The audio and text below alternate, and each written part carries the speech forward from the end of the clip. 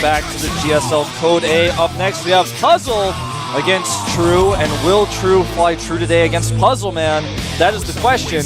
We just had Keen take out Golden 2-1. Whoa, and look at the next match. Yeah, that puts them up against NST. And the winner of our next match will play against the winner of Suho Shin versus MMA. That's actually really good for Keen that he's facing, well, that he's facing a Zerg player, that he's facing ST is obviously a different story. That's something that he probably didn't want to happen.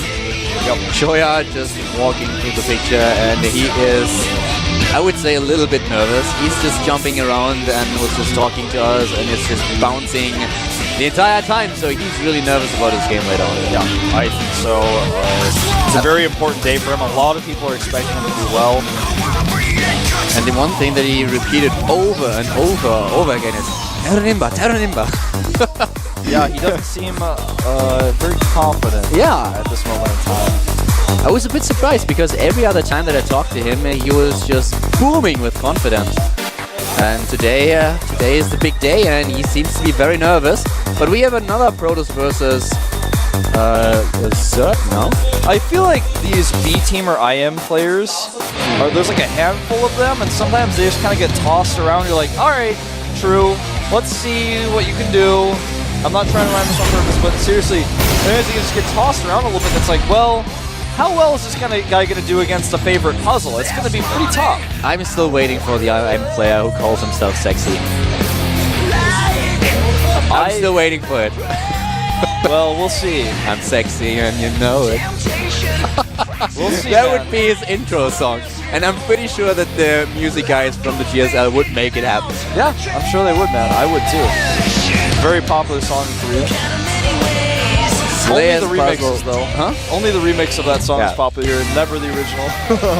Cloud Kingdom, the first map, and the match has been started. We are currently watching the pros being sent off to start mining. So, ladies and gentlemen, get ready for the first game in this best of 3. Puzzle against True. GSL Code A with Calvin Wolf.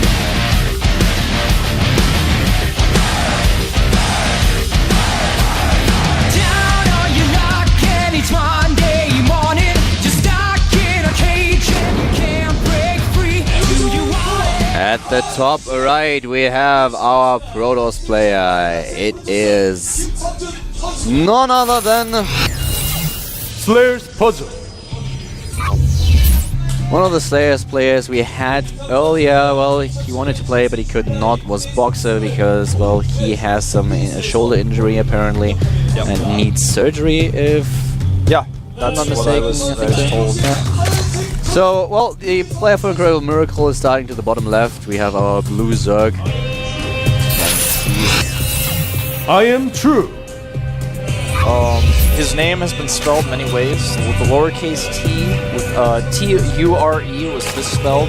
Now, let's just talk about this for a second. How cool is it that I am sponsored by LG? Oh my god. Yeah, that's actually really amazing. So huge. That company in Korea. I mean, you guys have seen LG products all over the world, I'm sure, but I actually have an LG phone. I bought it in Europe. It's like, what?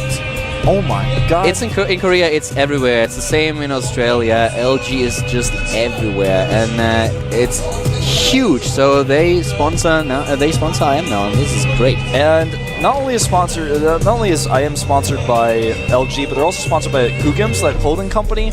You guys probably heard about it. You're like, I remember when it first came out. They're like, they look like fry cooks or something with their jerseys, but. Listen, Kugim's is actually also huge in Korea, so this is a really big step forward for StarCraft II teams getting sponsors right now, and that is just awesome to see no matter who's getting them. I just want to say that. It's pretty interesting that Puzzle was not trying to block the expansion. You know why? Of True. He hit his drone to the side, and then the probe didn't see the drone, so he was like, oh, he must have just gone a pool, and then he went for the hatch. He put it to the side, I saw that, but still, I was a little bit weirded out, because usually with the timing, you know, you just go in, you have a quick look, and then you go down immediately in order to position the probe there. But he was able to hide it, and well, now we have the expansion for True building without any delay. The winner prediction, Slayer's Puzzle, is the huge favorite here. Look at that, oh my god. 90%, more than 90% actually. He could lose here though. He's been in a bit of a tough time. He had a tough Code S group where he fell down, but to play against True here is not going to be easy for him. He lost against Moro. That's the last match that he played against Zerg. He was able to take a win of Violet in the EG Masters Cup Series, though. So we'll see how he's going to fare against True in general. This is his strongest matchup with 61% win ratio, with 19 wins and 12 losses. This is the matchup where he's the most confident in, and we'll see if this is going to happen today again. If he's able to take down True, who takes a very, very fast third base on this map. It's kind of the Zerg style that we usually see, and let's see what Puzzle is going to do. Will we have a 2-base all-in? Is he going? What kind of transition is he going to choose? Yeah, what's here? his plan? So far, we don't have +1. Yeah, no +1 just yet. Puzzle will scout this base, which is actually quite huge. That's something that True has not even really actively tried to stop. His Zerglings are all in one group, and they just, if you do that, you're never going to find the probe. There's the +1 attack upgrade, so we will definitely have an attack that centers around gateway units. The Overlord is obviously in position, something that Puzzle knows as well. This is the perfect map for an early on Overlord position, so that you know exactly what's going on. So very nice scouting information here for True. Something interesting to note is that Puzzle is spending all of his Chrono Boost on both Nexi. He's not spending it on his Warp Gate research. He's not spending it on his +1. He's double chronoing both Nexi every opportunity he gets, which is not as common as Chrono Boosting the Forge for an early attack. So this basically indicates that he's going to be playing for a longer game. Not necessarily, but his attack is not going to be lightning fast. So this definitely indicates usually a longer game. Yeah. And oftentimes Stargate play. So at this point, taking double gas and transitioning right into the Robo. It could be that fast Sentry Immortal push as well, because this is a fairly fast third base. It's really open. And to take double gases and the Robo early is good for building up that really heavy Sentry count to do a push like this. You may go 1-1. Immortals and Sentries. We've already seen this push on this map frequently, and it is really successful if you execute it well. We already have a fair amount of Sentries, so we'll see if he starts with the Immortal production. We now have 41 Harvesters for both of them, and also creep spread for True, trying to connect base number 2 with base number 3. Very important here, especially when you're up against any kind of Stargate build, which is not happening right now. But we have the robot nearly done, gateways are building, and what are you going to do, Puzzle? Are you starting with the Immortals? Overlord has been taken down before he scouts anything about the transition, just knows about the gateways. Observer first here. Interesting choice. He only sees the gates, though. He does, of course, see the third gas, which can lead him to believe there's also a fourth gas, but he's very much in the dark. And ooh, Puzzle, he's making some choices here. Going up to 5 additional gateways now. That is actually a lot. He's on 6 gates. And we have the Observer out on the map. Second Observer being rallied now. That is very unusual. Yeah, that's really weird. He shows the first Observer. He's like, listen, killing your Overlord here. Know that I have an Observer. Know it's not a super fast Immortal push, but Immortals could be coming. Like, showing the Observer is kind of like saying, all right, oh, he cancels the second. No, he didn't cancel the second Observer, actually. Still made it, but he's making that Immortal now. It's a little bit late. It's like he's trying to trick his opponent into saying, I'm not going to do the push. He's going to come with a later one that's really strong with 1-1. But a lot of Roaches are already on the way. For True, his Lair's finishing up here. He's getting +1. He's going to start Roach speed he started quickly as well. pretty fast with his Lair tech, and now we have +1, as you mentioned. Speed for Roaches and Zerglings. And a huge amount of drones. He is at 55 and getting 10 additional ones. So he will be at 65 in just a few seconds. I think he can hold this push. He should be able to do it. He's getting another hatch now if he doesn't overcommit to his economy, but starts producing units very soon. Should be able to pull it off. He doesn't miss a beat with the Overlords as well, which is really important. If you get supply blocked in this situation, it's really tough. He's supply blocked now, but only for a few seconds. The Overlords will be done in just a matter of... This is really interesting, color, because with what he's shown, it looks like he's like, oh wow, this is not good. He's not going to lose that much, but basically, everything has gone weirdly for Puzzle. It looked like he was trying to fake a push to make a third Nexus, but then his Nexus was also scouted, so is now it's pretty hard for him to actually cancel the Nexus and go for the push anyways. It's too late. He's forced a lot of units, though, and so True is now in a situation where he basically has to attack. He's making a fourth. Yeah. This is actually really interesting. It's like both players are mind gaming each other in so many different ways here. And the thing that we have we've seen so many games where third base was tried to be built by the Protoss player, and the Zerg responds with a huge Roach and Ling attack. And then we have this scenario that often occurs on Daybreak, where the Zerg is just throwing units as his opponent. There's tons of cannons, gateways are up the block. The Protoss trying to get this composition with Immortals and with enough gateway units to hold it off, and as soon as he is able to do it, then suddenly the Zerg player will be faced with the decision of either transitioning or just trying to use pure force. But at this point we have the fourth base going up, fourth base against third base.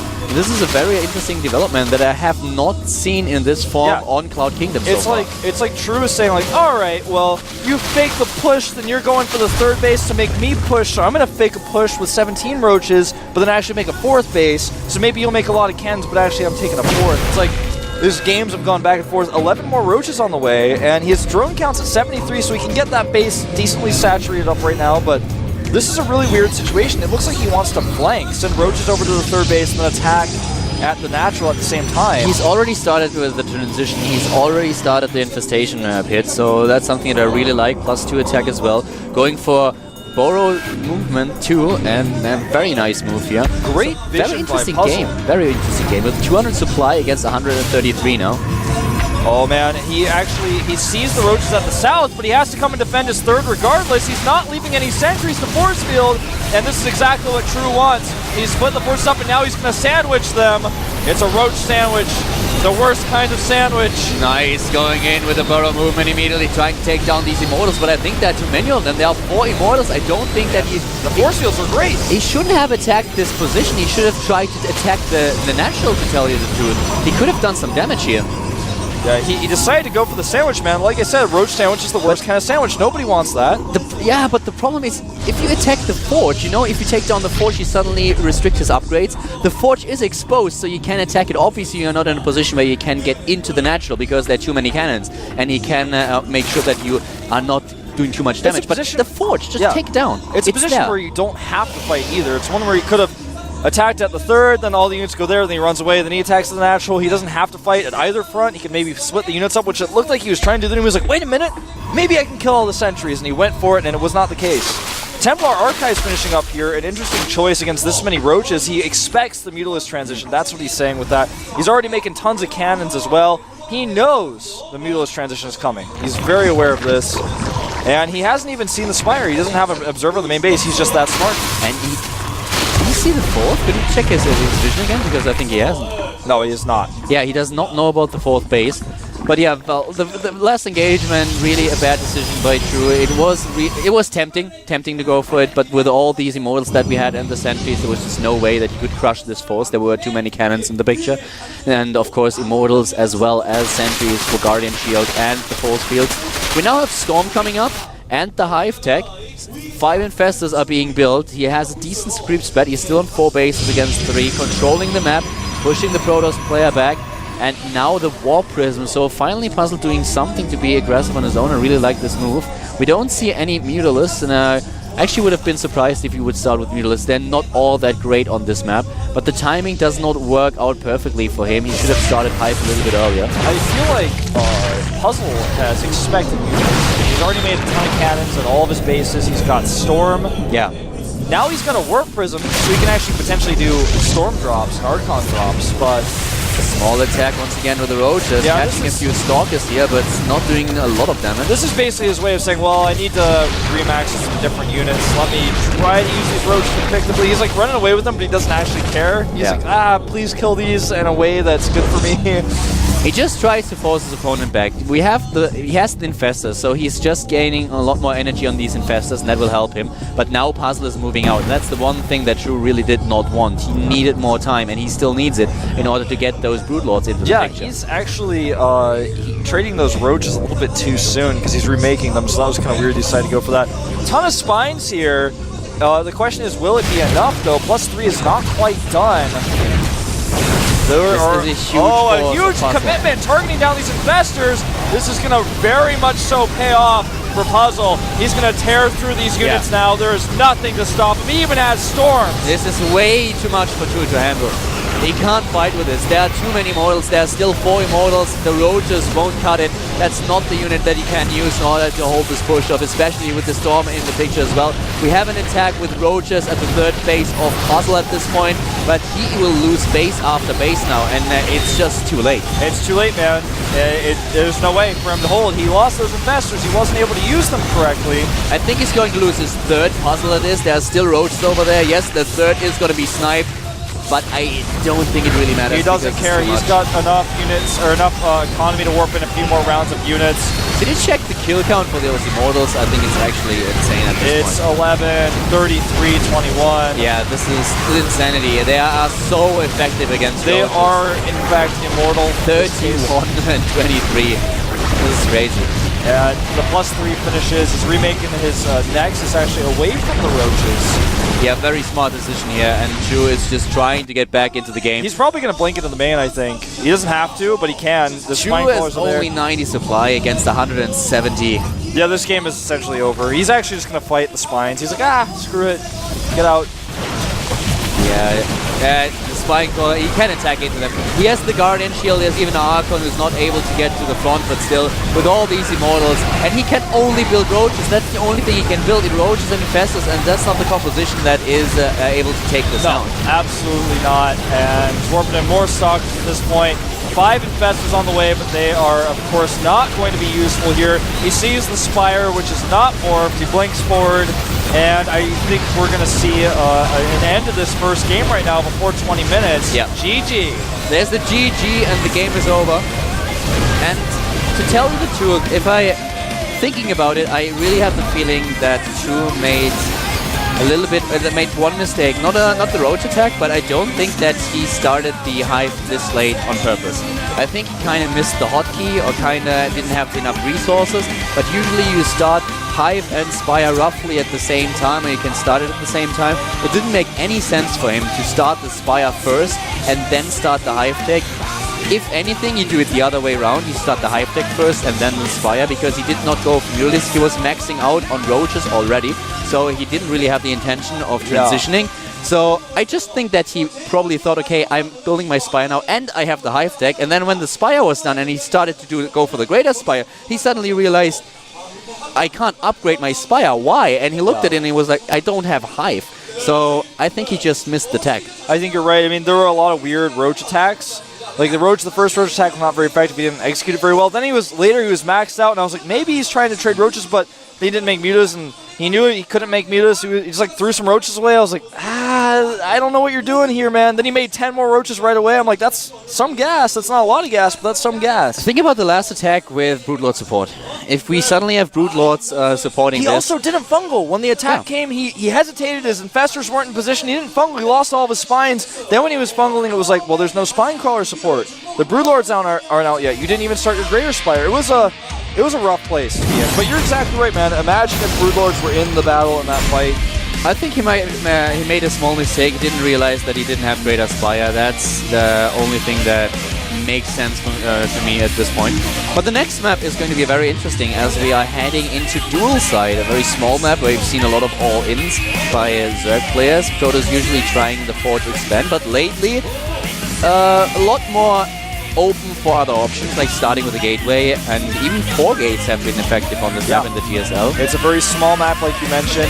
It's tougher for us to take a third, especially if they get behind, though, so oftentimes we do see big 2-base Protoss pushes as well to limit the Zerg to that 2-base situation as well. Stargate play can be very effective here.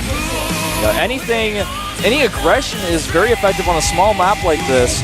We're not going to waste any more time. I am Wolf, and with me is Caldor. The GSL Code A round of 48.